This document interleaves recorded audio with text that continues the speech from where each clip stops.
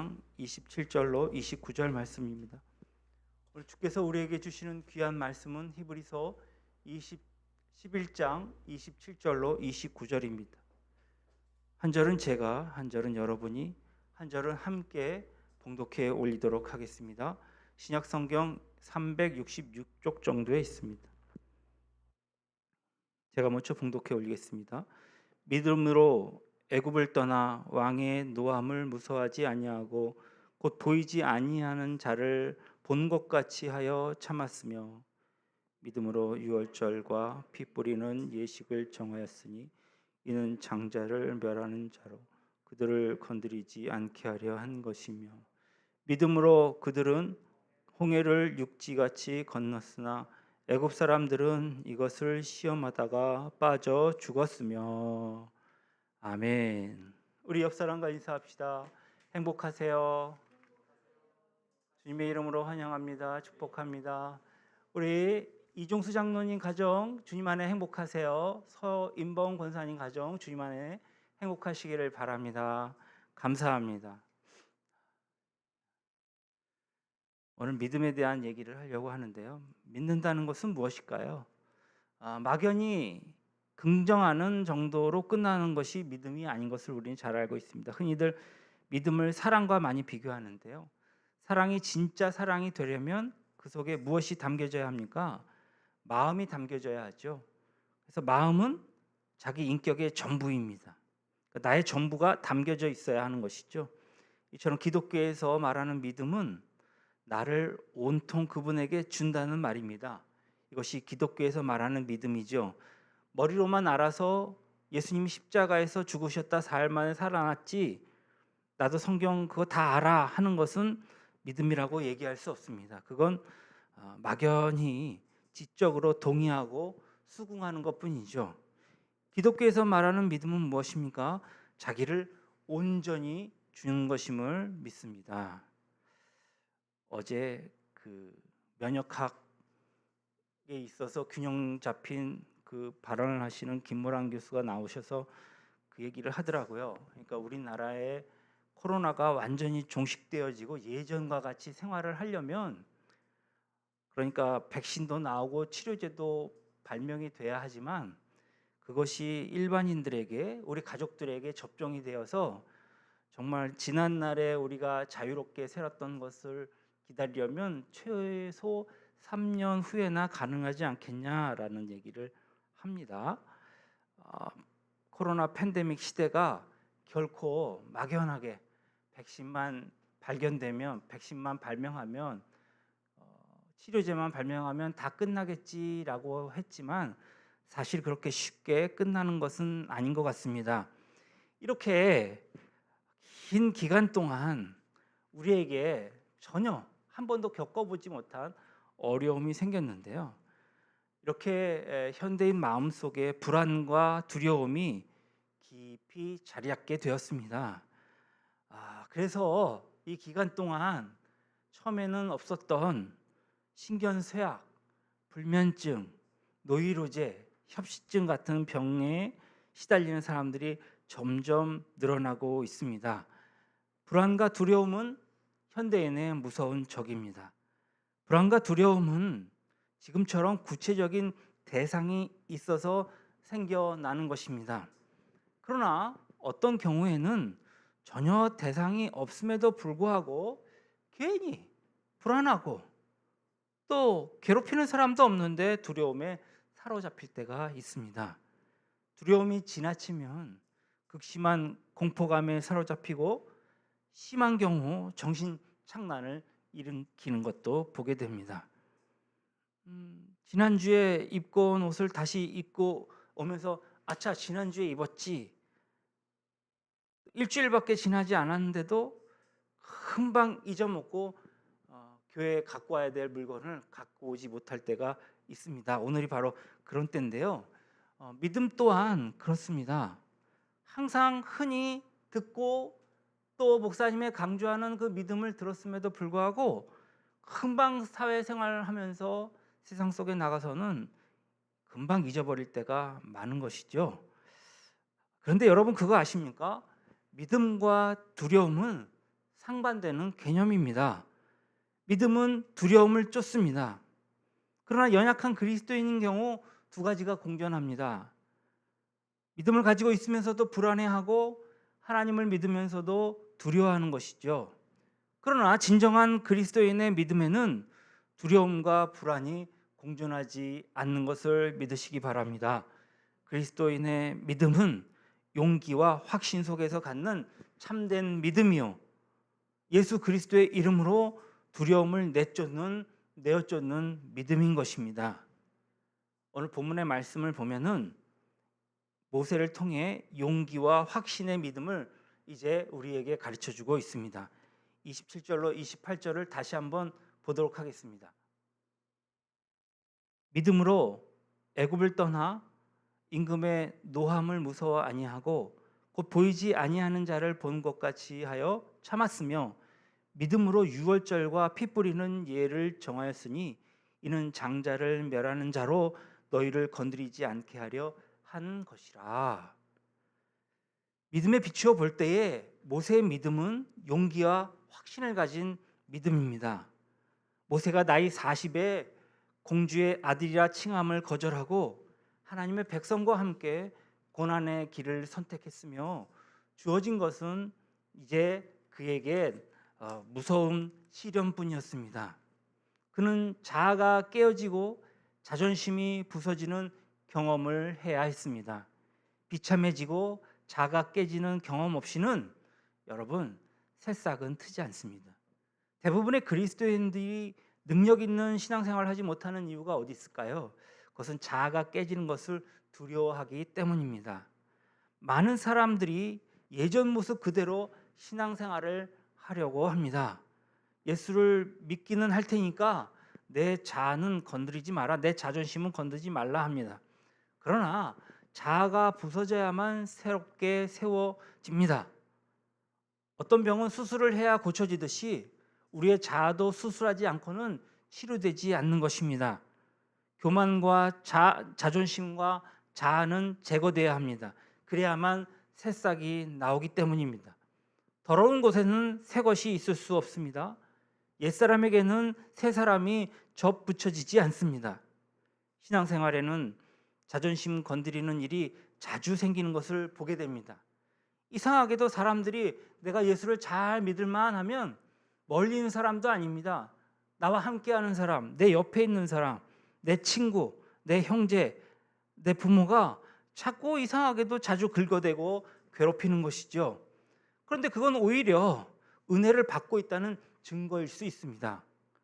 그런 과정을 통해서 우리의 자존심이 깨어지기 때문입니다.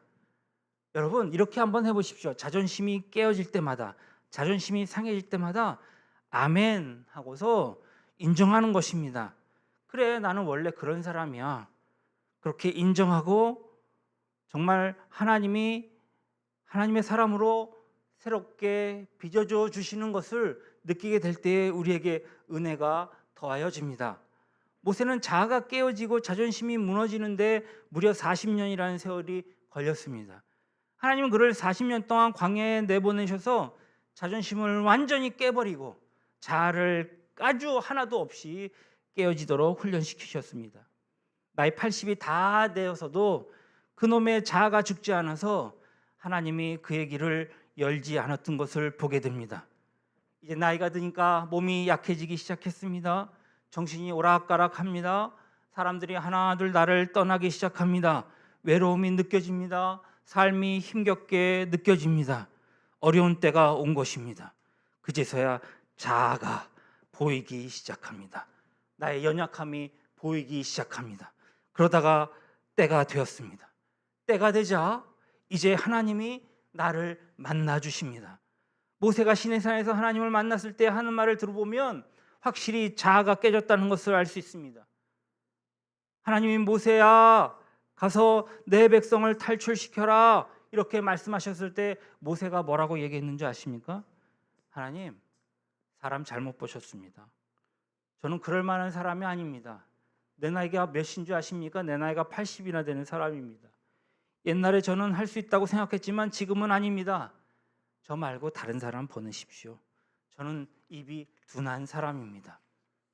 그 똑똑했던 모세가 이렇게까지 변하였습니다. 그런데 여러분, 그때서부터 하나님은 모세를 쓰기 시작했습니다. 오늘 모세의 믿음은 여기서 탄생했습니다. 모세는 자아가 깨어지는 고통 속에서 그 고통을 겪으면서 용기와 확신을 가지는 믿음을 소유하게 되었다는 말입니다. 엄청난 세력, 당시 이스라엘로서는 감히 대적할 수 없는 애굽의 바로를 상대로 이스라엘 백성을 이끌어낸 용기는 바로 여기에서부터 비롯되는 것입니다. 떠남으로부터 시작되는 믿음. 오늘 본문의 말씀을 우리가 다시 한번 생각해 본다면 이제 모세의 믿음에는 4가지의 비밀을 알 수 있습니다. 첫째는 모세의 믿음은 애굽을 떠나는 믿음이었다는 것입니다. 모세는 애굽을 2번 떠났습니다. 첫째는 40세 때 살인하고 원치 않는 모습으로, 비참한 모습으로 애굽을 떠났습니다.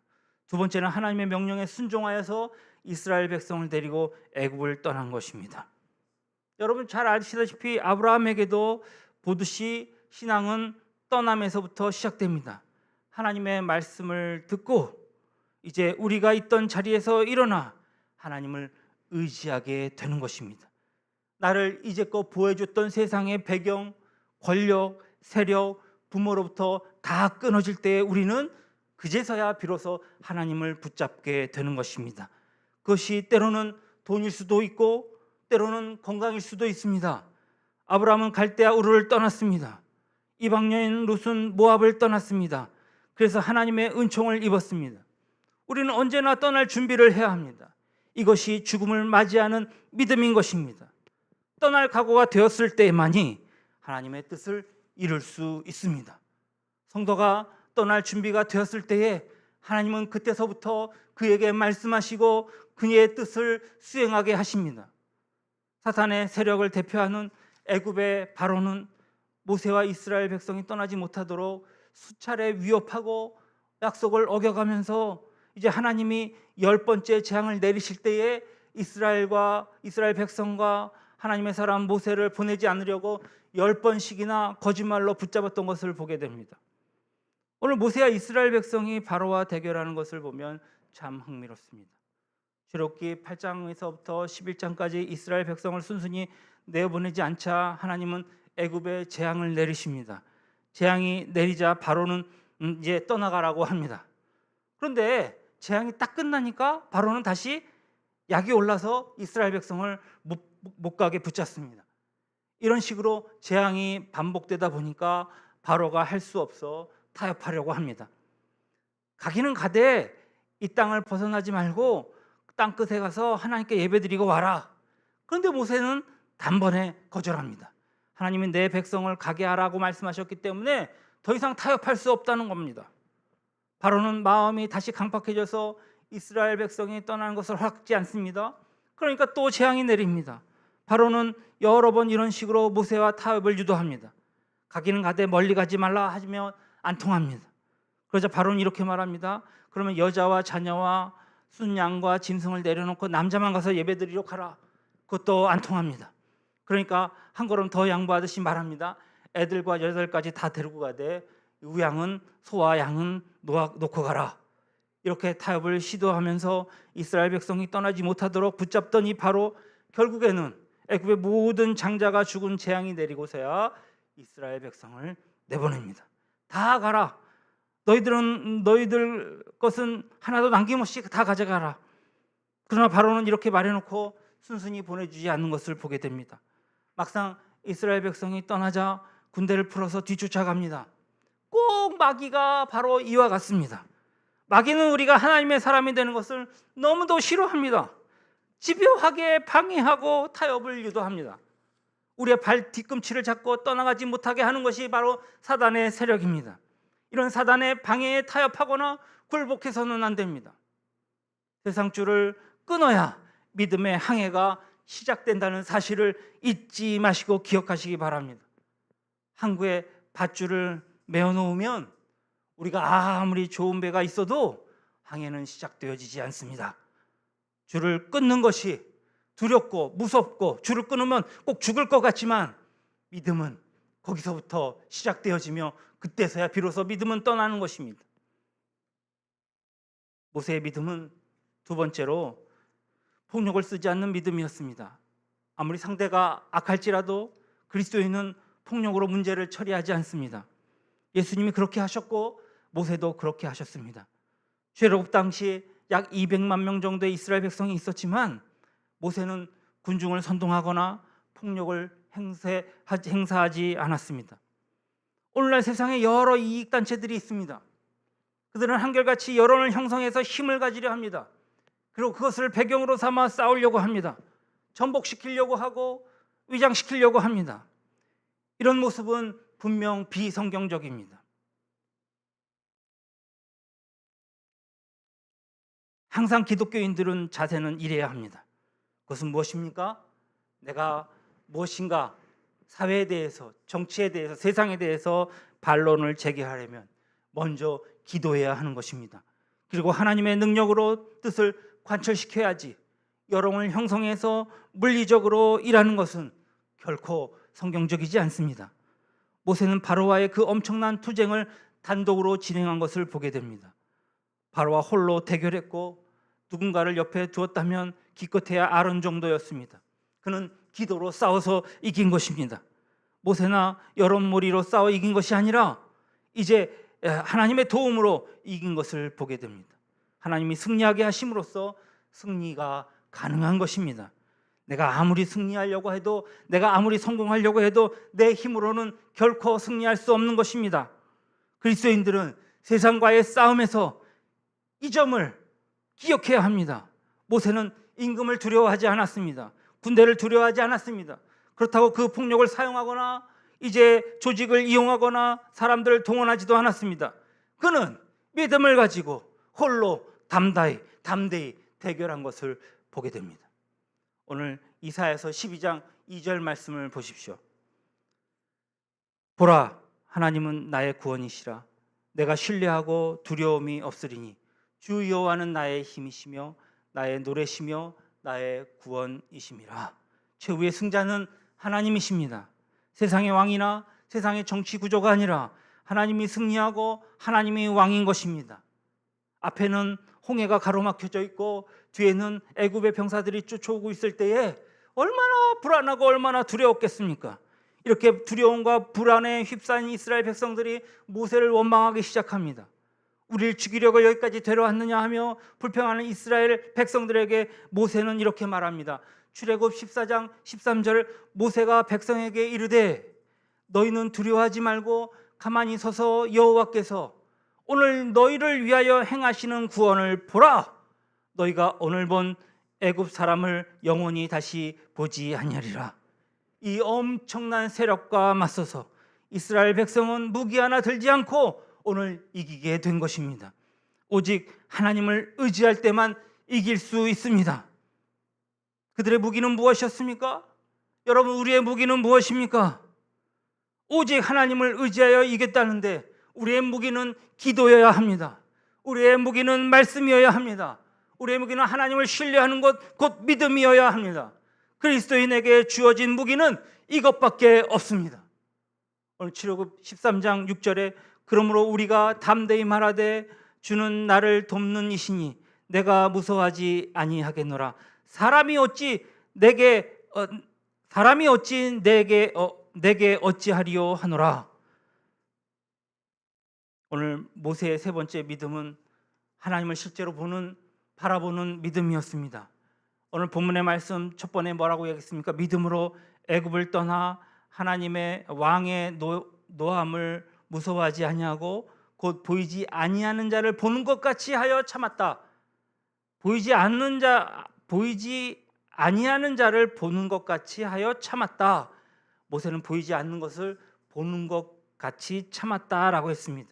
이것이 모세의 믿음입니다. 믿음은 뭐라고 얘기합니까? 바라는 것들의 실상이요 보이지 않는 것들의 증거다 했습니다. 하나님을 보는 것처럼 느낄 때에 우리의 믿음은 얼마나 새로워지겠습니까? 왜 믿음이 흔들릴까요? 왜 우리의 믿음이 불안합니까? 왜 우리의 믿음에 능력이 없을까요? 하나님이 시각화되어 있지 않기 때문입니다. 생각만으로의 하나님, 개념만으로의 하나님이 아니라 정말 실제의 하나님이어야 합니다. 하나님을 느낀다면, 하나님의 음성을 듣는다면, 하나님의 손길을 느낀다면, 하나님의 기적을 목격한다면 우리의 믿음이 얼마나 힘이 있고 얼마나 새로워지겠습니까? 우리의 믿음은 감격에 넘칠 것이고 기쁨이 충만해질 것입니다. 모세는 어땠습니까? 보이지 않는 하나님을 보는 것처럼 참았다 했습니다. 보는 것처럼 느낀 것입니다. 여러분, 우리는 어떻습니까? 하나님을 보지 못하고 하나님이 없는 것처럼 살기 때문에 우리에게 삶의 능력이 없고 감격이 없는 것은 아닐까요? 그냥 이렇게 살기 때문에 우리의 삶의 능력이 없고 감격이 없는 것이 아닙니까? 하나님 믿습니다. 하나님을 믿습니까? 아멘. 이렇게 얘기하면서도 항상 우리의 마음에는 염려와 근심과 걱정이 많은 것을 보게 됩니다. 그래서 진정으로 하나님을 믿고 그분이 살아계심을 믿는다면 담대함과 평안함으로 하나님을 의지할 것입니다. 왜 하나님을 느낄 수 없을까요? 왜 하나님을 시각화할 수 없을까요? 왜 하나님을 오늘 내 앞에 보는 것 같이 느낄 수 없습니까? 오늘 내 안에 말씀이 없기 때문입니다. 말씀이 없으면 하나님이 느껴지지 않습니다. 그리고 기도하지 않았기 때문입니다. 엎드려 무릎으로 하나님께 나아가지 않고 생각만 하면 하나님은 결코 느낄 수 없습니다. 생각하는 사람이 이성과 합리의 지배를 받는 것처럼 기도하는 사람은 성령의 인도함을 받습니다. 기도하지 않으면 하나님이 느껴지지 않습니다. 또 한 가지, 왜 하나님이 느껴지지 않습니까? 우리 안에 영적인 전쟁을 무시하기 때문입니다. 세상은 영적인 전쟁터입니다. 오늘 에베소서 6장 12절에 우리의 싸움은 혈과 육에 상대하는 것이 아니요 통치자들과 권세자들과 이 어둠의 세상 주관자들과 하늘에 있는 악의 영들을 상대함이라. 이 영적인 전쟁이 마귀와의 싸움이라는 것을 아는 사람은 하나님의 실체를 느낍니다. 눈을 똑똑히 떠야 합니다. 마귀의 실체를 보고 하나님의 큰 실체를 볼 수 있기를 바랍니다. 하나님의 실체를 느끼지 못하는 이유가 또 한 가지 있습니다. 우리가 그분을 전하지 않기 때문입니다. 목사님, 코로나 시대에 어떻게 전도합니까? 말도 안 됩니다. 전도하는 방법을 가르쳐 주십시오. 사실 저도 모르겠습니다. 어쨌든 내가 처해 있는 이 상황에서 최선의 방법으로, 그것이 온라인이든지 오프라인이든지 내 가까운 친척이든지 내 형제 부모이든지 나와 함께하는 이들에게 복음을 전하는 것, 정말 하나님을 강렬하게 느끼고 싶다면 오늘 주님의 임재를 더욱 강하게 경험할 수 있는 방법이 있다면 그것은 전도일 것입니다. 주님은 우리와 항상 함께 있다는 사실을 체험하기 때문에 그렇습니다. 우리 함께 계셔서 우리의 연약한 손을 붙드시고 우리의 떨리는 무릎을 붙잡아 주시고 우리의 병든 몸도 치료해 주실 것입니다. 모세는 바로의 군대와 홍해 사이에서 그것들만 본 것이 아니라 그 앞에 계신 하나님을 본 것입니다. 코로나로 인해서 이제 이 비극적인 이 순간을 바라보다가 정말 어떻습니까? 앞으로 몇 년 안에 죽기 딱 좋습니다. 그러나 그 앞에 계셔서 우리보다 앞서가시며 우리를 인도해 주시는 하나님을 본다면 우리는 이 어려움도 능히 극복해 나갈 수 있을 것입니다. 마지막으로 모세의 믿음은 어린 양 예수 그리스도를 바라보는 믿음이었습니다. 히브리서 11장 28절, 믿음으로 유월절과 피 뿌리는 예식을 정하였으니 이는 장자를 면하는 자로 그들을 건드리지 않게 하려 한 것이며, 아브라함은 부활의 신앙을 가졌다면 모세는 십자가의 구원 신앙을 가졌습니다. 유월절과 피 뿌리는 예는 죽음의 재앙이 애굽을 강타할 때 이스라엘 백성을 구원하기 위해 지시하던 조치입니다. 그 재앙의 밤, 어린 양을 잡아서 그 피를 문설주와 임방에 바른 그 집의 장자들은 무사했지만 그렇지 않은 장자들은 모두 죽었습니다. 오늘 출애굽기 12장 13절에 내가 피를 볼 때에 너희를 넘어가리라 했습니다. 피를 보면 재앙이 지나간다고 말하는 것입니다. 즉 피 뿌리는 그 흘림 없이는 죄사함이 없다는 얘기인 것입니다. 우리 주 예수 그리스도의 죽음이, 십자가에서 피 흘리신 그 피 뿌림이 전 인류의 죄악을 씻어주시고 바로 내 죄를 씻어주셨고 사망 권세도 지나가게 하신 것입니다. 예수 그리스도를 믿는 우리에게는 심판이나 저주가 없게 되었습니다. 죽음을 건너가게 되었습니다. 6월절 어린 양 예수 그리스도의 보혈이 우리의 영혼에 뿌려졌기 때문입니다. 이것이 오늘 모세의 믿음이었습니다. 모세의 궁극적인 믿음은, 그 믿음의 결정은 예수 그리스도의 보혈, 그 보혈을 의지하는 것입니다. 이 확신을 그에게 주어주시고 그에게 이 확신이 있었습니다. 보혈에 적셔지지 않은 믿음은 다 가짜입니다. 거짓입니다. 인간적인 것입니다. 교회는 예수 그리스도의 피로 세워진, 피값으로 세워진 모임이며 단체인 것입니다. 오늘 히브리서 10장 22절에 이렇게 얘기합니다. 우리가 마음의 뿌림을 받아 악한 양심으로부터 벗어났고 몸은 맑은 물로 씻음을 받았으니 참 마음과 온전한 믿음으로 하나님께 나아가자.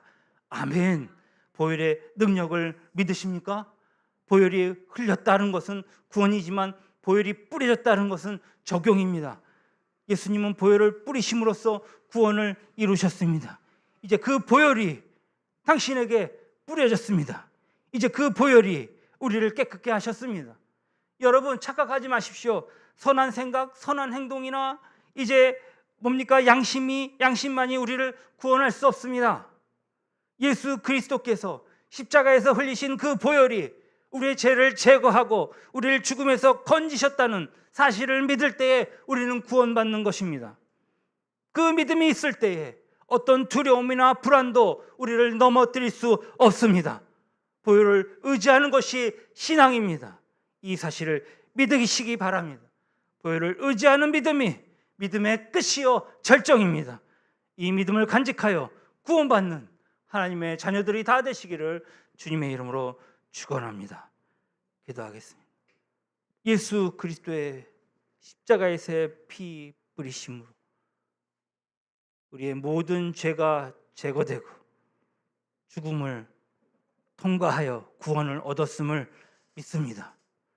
오늘 어떤 두려움이나 불안도 우리를 사망에 이르지 못하게 하나니 오늘 우리의 보혈을 의지하는 믿음으로 끝내 승리할 수 있도록 주여 도와주시옵소서. 오늘 6월절 어린 양의 피로 우리의 삶의 문이 열리길 원합니다. 어둠의 권세를 물리치길 원합니다. 떳떳하며 담대하며 이제 확실한 불안을 잠재우는 확신 가운데 살아가게 하옵소서. 거룩하신 예수님의 이름으로 기도했습니다. 아멘. 6월절 어린 양의 피로 나의 삶의 문이 열렸네. 저 어둠의 권세는 힘이 없네. 주 보혈의 능력으로 원수가 날 정죄할 때도 난 의롭게 설 수 있네. 난 더 이상 정죄함 없네. 난 주 보혈 아래 있네. 난 주 보혈 아래 있네. 그 피로 내 죄 사했네. 하나님의 긍휼 날 거룩해 하시었네. 난 주 보혈 아래 있네. 난 원수의 어떠한 공격에도 더 이상 넘어지지 않네. 난 주 보혈 아래 있네. 우리 다시 한번 처음부터 부르겠는데요. 오늘 예수의 보혈을 의지하는 여러분 되시길 바랍니다. 그 안에 구원이 있고 그 안에 생명이 있습니다. 저 천국을 바라보는 믿음으로 약한 세상, 불안한 세상을 이겨나는 여러분이 됐으면 좋겠습니다. 우리 6월절 어린 예평에 다시 찬양하겠습니다. 6월절 어린 양의 피 나의 삶의 문이 열렸네. 저 어둠의 권세는 힘이 없네. 주 보혈의 능력으로 정죄할 때도 난 의롭게 설 수 있네. 난 더 이상 정죄함 없네. 난 주 보혈 아래 있네. 난 주 보혈 아래 있네. 그 피로 내 죄 사했네. 하나님의 공로 날 거룩해 하셨네. 난 주 보혈 아래 있네. 난 원수의 어떠한 공격에도 더 이상 넘어지지 않네. 난 주 보혈 아래, 난 주 보혈 아래 있네. 아멘. 난 주 보혈 아래 있네. 그 피로 내 죄 사했네. 그 피로 내 죄 사했네. 하나님의 공로 날 거룩해 하셨네. 난 주 보혈 아래 있네. 난 원수의 어떠한 공격에도 더 이상 넘어지지 않네. 난 주 보혈 아래 있네. 하나님, 그렇습니다. 오늘 주의 보혈이 나를 새롭게 하며 주의 보혈이 나의 죄를 씻어주시며 주의 보혈이 나를 구원하심을 내가 주님 앞에 고백하오니 오늘 우리에게 힘을 주시고 용기를 주시어서